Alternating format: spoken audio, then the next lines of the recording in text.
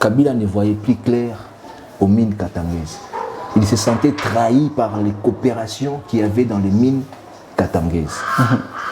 Et ça s'est aussi disputé comme ça. Et puis, Katumbi est devenu l'ennemi farouche de Kabila. Il tenait des propos tellement contraires. Il tenait des propos pour dire que Kabila, vous avez vu même les récentes vidéos qui circulent sur France 24, Kabila, Moïse Katumbi tenait des propos en disant Kabila que c'est un tueur, que c'est un gida, que c'est quelqu'un qui voulait détruire notre nation. Il tenait des propos comme ça. Ce qui est arrivé, il a un peu plus modifié, il a coordonné notre modification pour que ça soit bénéfique pour notre pays. Et qu'est-ce qui arrive? Katumbi s'entend maintenant l'implication de Tshisekedi dans les mines et il est furieux. C'est ça la colère de Katumbi. C'est ça même la cause de la réconciliation katanga. Parce qu'on nous parle, quand vous partez au Katanga, là-bas, je ne sais pas, partout où il y a les mines katangais, il y a toujours, ici c'est l'X du président, c'est l'Y du président, c'est le A du président, c'est le B du président. Oui. Vous voyez cette histoire-là? Parce que même aussi dans leur compte rendu de la fin, ils ont parlé de ce problème, de la richesse katangais. Oui. Je vais vous lire. Ok. J'en ai ici. Très bien. Ouais. Et ils ont vu que Tshisekedi a mis les yeux dans les mines katangaises. Parce que les mines katangaises, Katumbi les voit comme si c'était les miens. Ils vous voient comme des enfants. Ils vous amènent des œuvres caritatives. Ils vous amènent des œuvres qui n'évolueront jamais votre vie. Un Chinois a dit, un proverbe chinois dit, il dit, donne-moi aujourd'hui, j'en mangerai, ça finira. Apprends-moi à pêcher, j'en mangerai toute ma vie. Dis-moi, quelle est la société que Katumbi a créée au Katanga? Une société de production. Quelle est l'agriculture que Katumbi a développée au Katanga? Kachoboué produit. Ça produit quoi? Ils se rendent compte de ce qu'ils ont créé. Ils voient à tel point ils veulent balkaniser la nation. Parce que si les autres se soulevaient comme eux, la suite sera une balkanisation de la nation. Et c'est ce qu'ils vont faire, ce que je vais demander à Kinshasa de faire, au pouvoir central de faire, c'est d'assurer l'autorité de l'État. C'est de faire respecter la justice. Aussi puissant qu'il soit la personne, il doit payer pour ce qu'il a fait.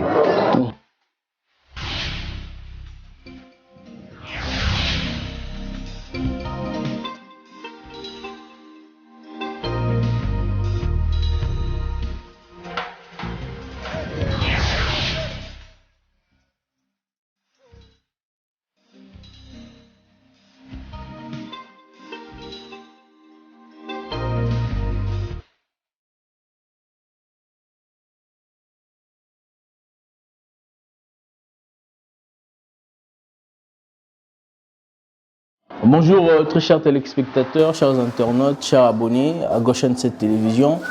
Bienvenue encore une fois de plus sur Goshen 7 Télévision et surtout sur votre émission que vous aimez beaucoup, Face aux invités. Face aux invités revient encore aujourd'hui pour un nouveau numéro. L'actualité l'oblige, la réconciliation katangaise fait débat. Joseph Kabila, Moïse Katumbi réconciliés, hier traité des Jida, aujourd'hui les choses semblent très bien tourner de l'autre côté. La communauté aussi kassaïenne annonce un forum, une table ronde dans les tout prochains jours. On ne sait pas où nous allons aller avec cette histoire. Demain, ça sera le Grand Équateur, ça sera le Bandundu, le Bas-Congo. Où est la place du nationalisme? Où est la place de l'unité? Ce n'est pas un pas vers le tribalisme, on ne sait pas. On les saura tout au long de cette émission. Je vais recevoir M. Freddy Bopé, il est journaliste, analyste politique, à qui il nous a fait l'honneur de répondre à notre invitation. Bonjour M. Bopé, bienvenue. Bonjour Aristote. Je suis Je suis content d'être ici. Merci. D'être comme un analyste politique pour essayer un peu d'éclairer l'opinion, ce qui se passe à l'intérieur de notre pays. Hein. Des choses qui sont pas trop claires. Et pour ma raison d'être ici, d'éclairer l'opinion. Très bien. Je rappelle que vous êtes aussi journaliste. Oui, je suis journaliste. Hein. À l'instant, c'est aussi un travail de journaliste d'essayer un peu d'éclairer l'opinion, d'enlever les gens dans l'ignorance dont ils se trouvent. Et c'est aussi notre boulot, on ne peut pas refuser. On le fait avec plaisir. Merci beaucoup. Alors, on va prendre notre tout premier sujet qui est celle de la réconciliation katangaise. La communauté kassaïenne aussi annonce à leur tour une table ronde où toutes les filles du Grand Kasaï vont se retrouver, se parler. Vous êtes journaliste, est-ce que vous êtes en train de voir petit à petit la République est en train de piétiner ce qu'on a appelé l'unité nationale ou comment vous apercevez cette situation? Je vois comme si c'est un processus vers les Balkans, vers la balkanisation de la nation. Vous voyez? C'est ce que j'ai craint. Si je suis ici, c'est pour mettre fin à cela. Ce sont les intérêts personnels des gens qui veulent engloutir tout le monde à l'intérieur. Ils veulent embarquer les gens dans leurs intérêts personnels. Pour éclairer mieux les gens, je vais revenir un peu sur la réconciliation katangaise. La réconciliation katangaise est pour mieux expliciter les gens. Je vais commencer par Katumbi lui-même. Katumbi, une petite histoire pour essayer un peu d'éclairer les gens. Katumbi est né au Katanga. Katumbi s'est créé une grande fortune au Katanga. Et c'est sur les mines de Katanga qu'il a pu créer sa fortune. Vous voyez, il a créé une popularité derrière une équipe de football, qui est le Tout-Puissant. Il a fait plaisir aux gens, il a donné des dons, et puis ceci, cela, il a donné beaucoup de choses, il est devenu populaire derrière tout ceci, ces petites choses qu'il a pu faire. Et il a conduit sa vie d'une manière, en faisant des œuvres caritatives. Et puis, comment il a accédé en politique? C'est quand il est devenu populaire que ça a maintenant touché l'œil de Kabila Joseph. Il a pris le type, il s'est présenté, il a pris le type, il lui a mis comme ministre, puis comme gouverneur de Katanga. Le monsieur est devenu gouverneur au Katanga. C'est comme ça qu'il a commencé. Il a fait 12 ans comme gouverneur au Katanga. Il n'a jamais tenu un mot contraire de celui de Kabila. Ils ont géré ensemble le Katanga pendant 12 ans, sans dire rien de contraire à Kabila. Et maintenant, il y a eu une histoire où, là où les conflits même ont commencé. Une histoire où Katumbi est parti à l'étranger pour se faire soigner. Vous vous souvenez bien de ça? Il a fait un long moment à l'étranger et puis, à son retour, il descend à l'aéroport de Katanga et devant une foule qui l'accompagnait jusqu'à là où il a tenu un meeting et pour dire ceci, pour la première fois, tenir des propos contraires à celui de Kabila en disant Papesio des penalty au raté Stanswali. On vous a donné des penalty, on avait des faux penalty que vous avez manqué. Maintenant, vous cherchez un autre penalty, un autre faux penalty. Qu'allez-vous faire? Ça a même surpris tout le monde. Tous ont été surpris. Comment Katumbi a pu tenir un tel discours, de tels propos contre Kabila? Parce qu'il n'y avait aucun problème. Mais après cela, un rumeur a fuité. C'est quelque chose que les gens n'ont pas compris, mais ça a fuité et puis ça s'est répandu comme ça. Le problème était Kabila, la rumeur était Kabila avait empoisonné Katumbi. C'était ça la rumeur. C'était quelque chose d'insignifiant, mais je vais vous montrer quelle est l'importance de cela aujourd'hui. Très bien, vas-y. On parle d'un empoisonnement qu'avait encaissé Katumbi. Et puis Katumbi part en exil, et c'est pour se faire soigner. La cause de cet empoisonnement était Kabila ne voyait plus clair aux mines katangaises. Il se sentait trahi par les coopérations qu'il y avait dans les mines katangaises. Et ça s'est aussi disputé comme ça. Et puis, Katumbi est devenu l'ennemi farouche de Kabila. Il tenait des propos tellement contraires. Il tenait des propos pour dire que Kabila, vous avez vu même les récentes vidéos qui circulent sur France 24, Kabila, Moïse Katumbi tenait des propos en disant Kabila que c'est un tueur, que c'est un gida, que c'est quelqu'un qui voulait détruire notre nation. Il tenait des propos comme ça. Jusqu'à ce qu'il y a eu tellement... il y avait un conflit qui ne faisait que s'amplifier. Et puis Katumbi, Kabila a monté un complot contre Katumbi en disant qu'il a exploité une maison à Katanga et qu'il n'est pas katangais, qu'il est juif, qu'il s'est donné la nationalité congolaise, qu'il n'en avait pas. Et puis, il devait être poursuivi en justice pour être arrêté. C'est comme ça que Katumbi est parti. Katumbi est parti en exil. Il a fait un long moment en exil. Comme on le dit toujours en français, là où est ton trésor, c'est là où est ton cœur. Les trésors de Katumbi se trouvent au Katanga. Donc, en exil, il ne se sentait pas à l'aise. Donc, il devait à tout prix retourner. Il a tout manigancé pour faire quoi? Retourner au Katanga et récupérer ses mines. Récupérer ses mines et toute la fortune qu'il avait créée au Katanga. Et il s'est associé avec les politiciens, il s'est associé avec Tshisekedi, tout le monde connaît l'histoire, que Tshisekedi, après un moment, ils se sont séparés à Genève, et puis il s'est rallié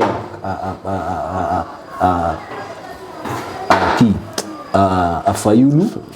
Maintenant, il y a eu un problème.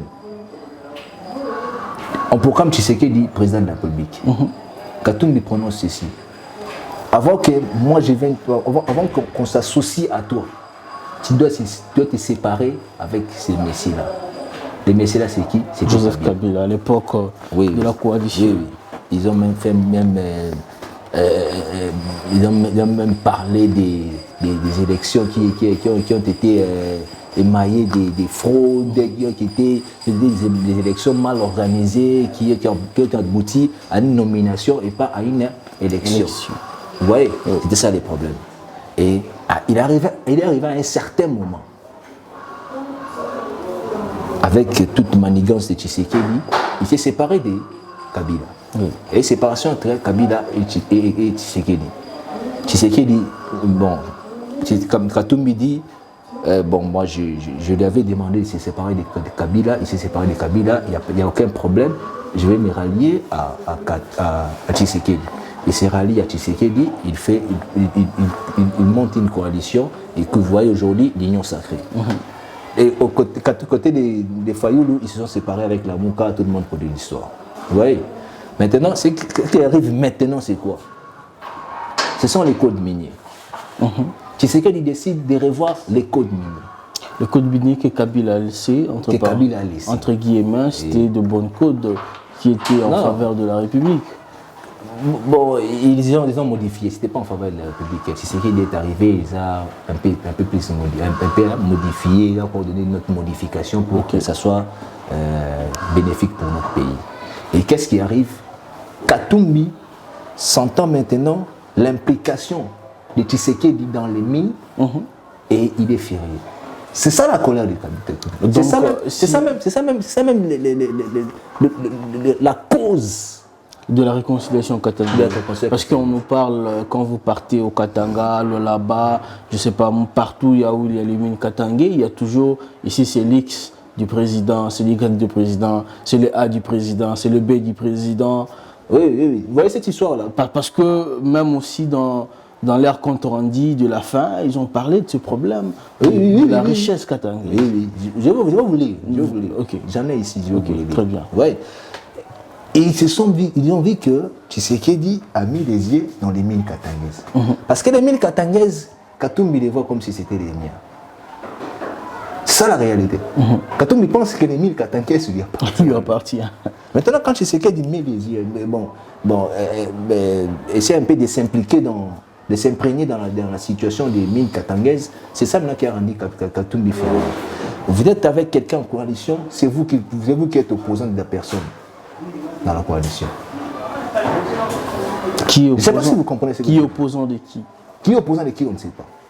Son vrai problème, il a commencé par cette loi qu'il voulait être même discutée au Parlement, la loi de la Congolité.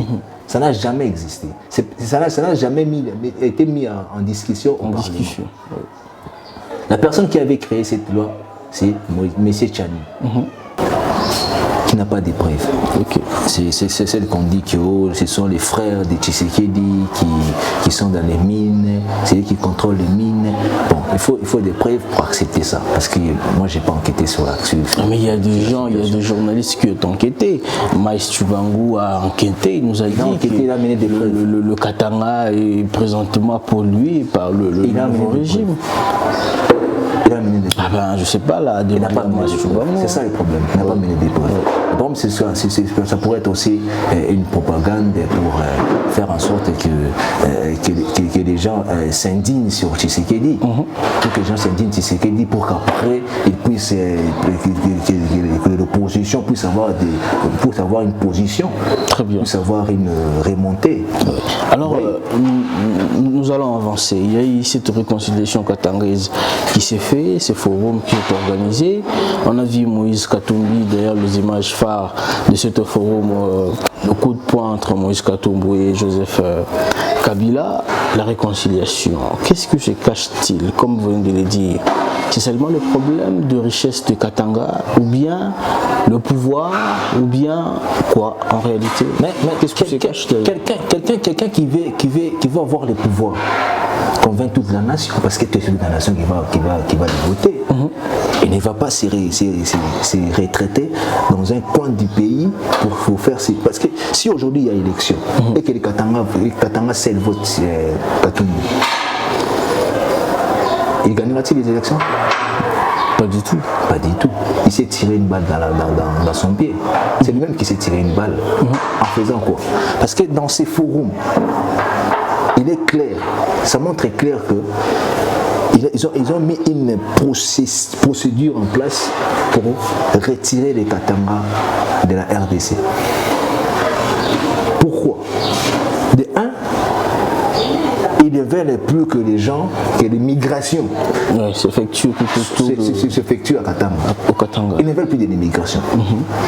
Ils veulent qu'il y ait le fédéralisme, qu'on quitte de l'unitarisme au fédéralisme. Moi d'ailleurs, je soutiens le fédéralisme de ce pays, entre guillemets, pas avec la manière dont le Katanga veut le faire. Mais le fédéralisme, il est bien pour un pays qui est bien assis. Vous voyez? Aujourd'hui, il y a une discussion qui est en train de se passer et des gens se disent que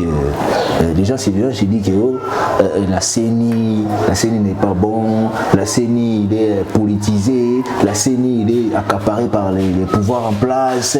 Mais je vais vous signaler qu'en France, c'est le ministère de l'Intérieur qui organise les élections. Mais ici, si on essaie, c'est un scandale. C'est un scandale. Ça sera un scandale. Vous voyez, déjà avec le problème qu'il y a dans notre pays, avec les divisions qu'il y a dans notre pays. Parce que les divisions, c'est ça d'abord des divisions tribales, des divisions ethniques. Ça existe dans notre pays. Ça, il ne faut pas les ignorer. Mais non, mettre le fédéralisme dans un contexte de notre pays, c'est comme vouloir une séparation, vouloir la balkanisation de même. Donc c'est un faux débat. Faire le fédéralisme qui demande, ça va donner un certain pouvoir de gérer les pays d'une autre manière. De gérer la province d'une manière autonome. Et qu'est-ce qu'il manigance aujourd'hui entre lui et Kabila? On ne sait pas. Vous avez un forum. tout ce qui s'est dessiné dans ce forum-là, c'est contre même la Constitution. Parce que dans la Constitution, dans son article 30, il parle de l'unification des ethnies, des tribus. C'est un peu dans mon téléphone ici. Okay. Je vais essayer un peu de vous lire pour que les gens ne pensent pas que je suis en train d'inventer des choses. Ok, on va prendre la résolution de cet forum. Il est là la résolution. Ok. Qu'est-ce que tu écris là-bas? Sur l'article 13. Okay. C'est l'article 13 de la résolution. Faire barrage à l'extraction illégale, unique et révoltante des minéraux bruts et au pillage systématique de nos ressources sous les regards complices des pouvoirs établis. Voilà. Alors je veux avoir un éclaircissement. Le président de la République et le Premier ministre, lors du dernier conflit Katangé-Kassaïen, il y a eu une table ronde qui est organisée pour réconcilier ces deux camps, ces deux provinces, ces deux ethnies qui ont d'ailleurs des origines à peu près le même. Mais quelques semaines après, les Katanga vont organiser un forum de réconciliation, mais en réalité, il n'y a rien de réconciliation qui se sont dit là-bas. C'était le problème du minerai, c'était le problème des Kassaïens, c'était le problème... Quand vous venez de lire cet article, vous verrez, il n'y a rien de réconciliation là-dedans. Faire barrage, tout ça. Pendant que quand l'Amiba régnait, les Katangais allaient au Kasaï, et aussi ils ont pillé le minerai du Kasaï avec l'Amiba. Je vais vous expliquer une chose. Vous savez, maman Dominique, la personne, la dame qui a tenu des propos que les Kassaïens mangeaient des chiens, tout ça. Vous savez, il est de quelle partie de l'ensemble? Ah oui. Il est de l'ensemble. Il est de l'ensemble de Moscou. Imaginez-vous qu'il a tenu des propos qui allaient à l'encontre de la Constitution. Vous avez entendu quelqu'un de l'ensemble de condamner cela? Non, pas personne. Ils n'ont pas condamné cela. Vous savez pourquoi? Parce qu'ils savent ce qui manigancent. Ils savent ce qui manigancent. Quand ils disent qu'ils doivent construire chez eux, ils doivent aller chez eux, c'est un processus. Ils veulent avoir le contrôle des Katanga. Si possible, lui aller de la RDC. C'est ça qui est dans leur tête. Oui. Alors parce que Madame Dominique dit que ces gens-là, ils viennent en masse chez nous. Et c'est repris aussi ici. C'est repris aussi dans leur texte de forum. Eux, ils disent qu'ils doivent empêcher cette masse d'immigration dans leur province. Or, étant président de la République, étant quelqu'un qui va être président de la République, quand vous sentez qu'il y a un problème social, vous trouvez la solution ou bien vous dites que votre problème ne nous regarde pas, allez régler votre problème. Très bien. Alors, ce qui s'est passé au Katanga, on a vu Joseph Kabila, ancien président de la République, Moïse Katumbi, ancien gouverneur, potentiel futur candidat à l'élection présidentielle. Est-ce que cela caractérise la moralité d'un homme d'État? C'est pas un homme d'État. C'est un homme qui se sent, qui sent en danger sa fortune. Qui sent que quelqu'un est en train de mettre en danger sa fortune. Maintenant, comme ils veulent tout politiser,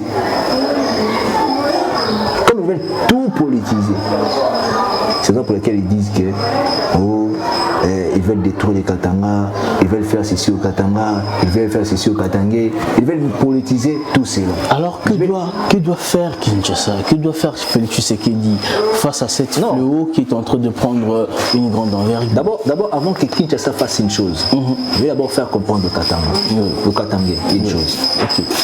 Et ils voudront quoi? Ils voudront dire au Katanga C'est ça la propagande. Ils vont dire au Katanga que vous voyez, nous avons nos mines, nous avons notre richesse. Vous voyez, si on ne se développe pas, c'est peut-être parce que tout ce que nous récoltons ici comme argent va d'abord vers Kinshasa. Après Kinshasa nous renvoie les miettes. Si on s'est désolidarisé de Kinshasa, on essaie de gérer notre chose nous-mêmes, tout va aller mieux. Et c'est une propagande qui tient. Ok.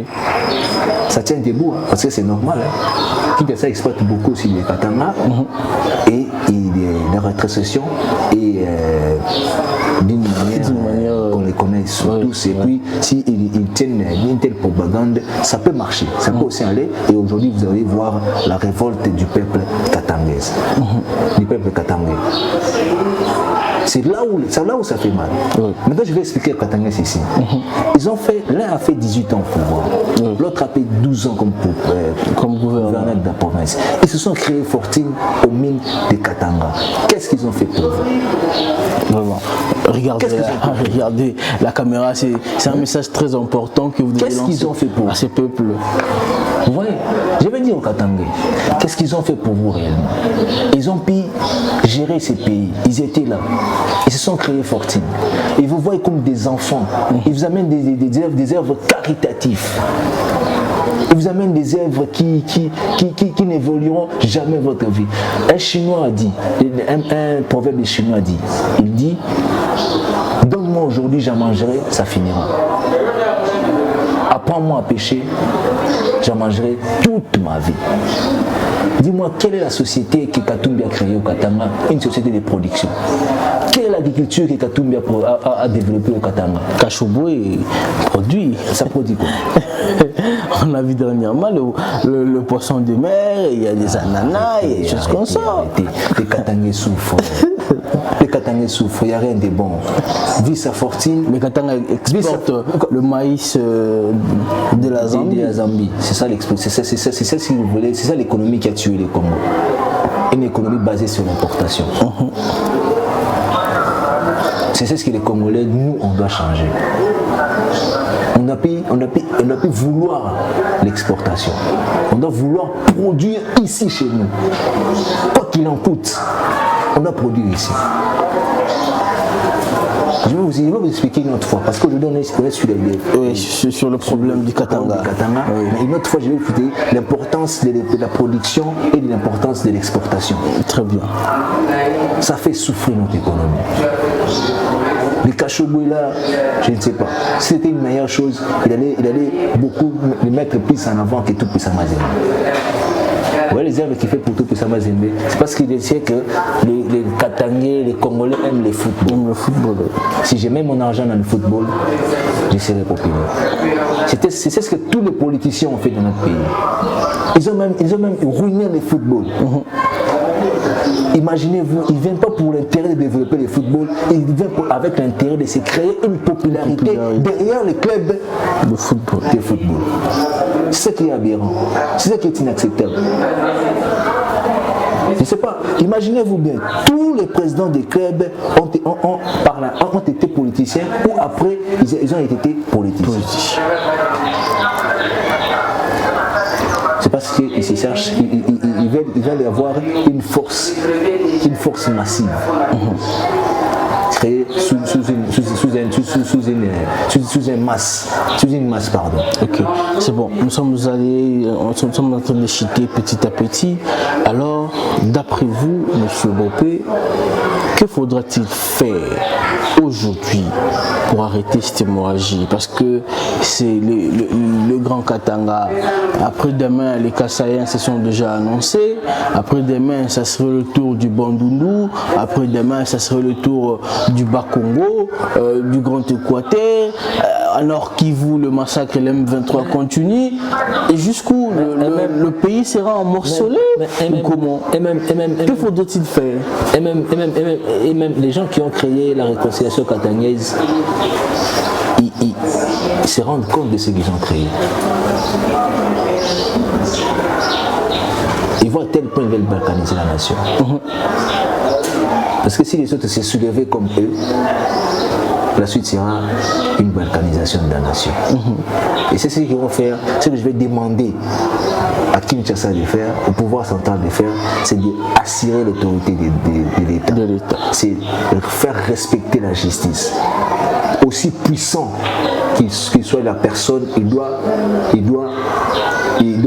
payer pour ce qu'il a fait. Il doit payer pour ce qu'il a fait. Parce qu'il y a plein de résolutions, parce que peut-être vous dites qu'on est à la fin, mais je voudrais peut-être lire d'autres. On va développer une prochaine fois. Je voudrais peut-être lire d'autres résolutions de cette assemblée. Vous allez voir que dans cette assemblée-là, ils ont même allé contre la constitution, contre les lois du pays. La séparation ethnique. Voir une nation qui veut, une communauté, un peuple qui veut dominer sur notre peuple. C'est ça qui est inacceptable. Oui. C'est ce que le pouvoir en place doit faire. Il doit assurer l'autorité de son autorité. Il doit sanctionner. Il ne doit pas rester passif. Très bien. Alors, on va prendre un tout petit point, dernier point d'à côté. Et pour dire aux Kassaïens, ils doivent pas suivre le même pas. Ils doivent arrêter. Ils doivent arrêter avec cela, ça n'aide pas les pays, ça nous amène tout droit vers un mire. Il faut plutôt sanctionner ceux qui ont fait ça. C'est pas les Katangais qui ont fait ça. C'est une réconciliation entre deux personnes qui poursuivent leur intérêt personnel qui ne regardent même pas la population katangaise. Très bien. Si vous voyez l'Est de la République, l'M23 encore attaqué il y a quelques jours passés, l'état du siège semble patiner. Bon, quand je vais dire, tous les gens vont dire que oh, tu parles mal. Mais ce qui est vrai, c'est que tu sais qu'il est en train de conduire les pays sous les la clameur publique. Vous voyez, quand il y a beaucoup de gens vous disent, quand il y a une masse, vous dites qu'il faudra que vous puissiez faire ça, vous suivez la masse. Vous n'avez pas une idée concrète, vous n'avez pas un projet, parce que c'est après, vous vous souvenez bien, c'est après une marche que la Mouka a fait pour dire fini les morts au Kasaï et à l'est du pays, on ne veut plus de morts, on veut une réaction de l'État. C'est après un temps qu'on a pris cette initiative de l'État du siège qui aujourd'hui donne des résultats que vous-même vous connaissez. Peut-être c'est bon, peut-être c'est mauvais, les gens continuent. Les morts continuent à se compter l'un après l'autre. Et aujourd'hui, on est plus à plus de 3000 morts qu'on compte sur les sols de l'Est de notre pays. C'est vraiment, ça fait mal. Mais ce qu'ils devaient faire, l'état de siège, moi je ne refuse pas. C'est en premier lieu un état d'urgence pour essayer un peu de repousser, essayer un peu de protéger la population. Mais ce qu'ils devaient faire en deuxième lieu, c'est de renforcer l'armée. Renforcer l'armée. Mais ce qui s'est fait, ça se voit à partir du résultat. Les résultats ne sont pas bons. Mais assez bon quand même. Mais assez bon, ça ne finit jamais. Okay. Quand tu vois quelqu'un vous dire à la télévision que je vais frapper fort, que la réponse sera rigoureuse, mais sera impitoyable. Mais en temps, la même personne qui va aller négocier, avec ces mêmes gens, qui a dit que la réponse sera impitoyable. Ça vous donne quelle leçon? Moi, je pense que Tshisekedi n'avait pas bien diagnostiqué le problème. Vous voyez, même sur l'état de la nation, tout entière, il n'avait pas bien diagnostiqué. il est parti comme ça et il s'est dit que peut-être que c'est comme ça. Il s'est donné une image dans sa tête. Okay. Il a pensé peut-être qu'on avait une grande armée, on avait une forte armée, mais sur le terrain, il s'est même rendu compte que ce n'était pas le cas. Il a toujours dit que l'armée est fortement infiltrée. Il avait cette voix-là, il y avait des tons-là de dire que vous voyez, on va frapper fort, on va faire ceci, on va faire cela. Mais après 2 ou 3 mois, il s'est affaibli. C'est ce que nous voyons. Okay, aucun bon résultat, mais il y a eu des efforts. On ne peut pas refuser la volonté de la personne. Il a la volonté, mais la stratégie, moi j'ai doute.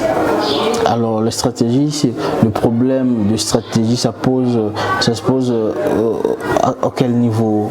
Le casting de personnes qui l'entourent. D'abord le budget de l'armée. Le moyen. D'abord l'armée elle-même.